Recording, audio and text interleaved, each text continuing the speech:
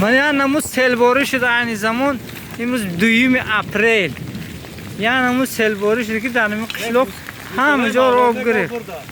سوله ما در بارون رفته انداخت بله توضیح شد باور کن همه جا آب برو ما کنال خباهیمی نیست آرن سوله پیش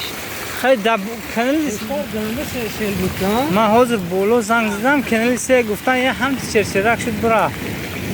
یک اینجا پوری آب شد میکرونیکی ها نرمال میکرون مملون در باره همی سیل چی گفتن یه شما؟ یه آفت یه در بالا یک کندی ما نمه خواهد کجا؟ این باری نمون که کنی ارزشی سونسا نه؟ های کندی باهیمی نه ها نمیم باید خطا کن های سونه اکو موسم بهار هم شده وقتی هم خیلی سیل و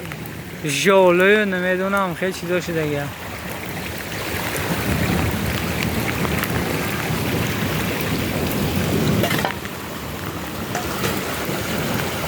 نیاد کنم بودم خیلی خواه خورده شده خواه پاشه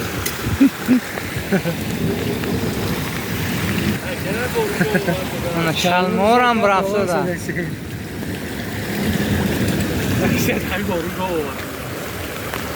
اصلا مرده که رفتی بارون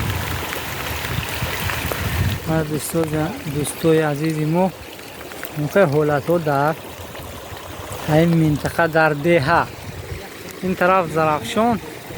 این طرف سامانیان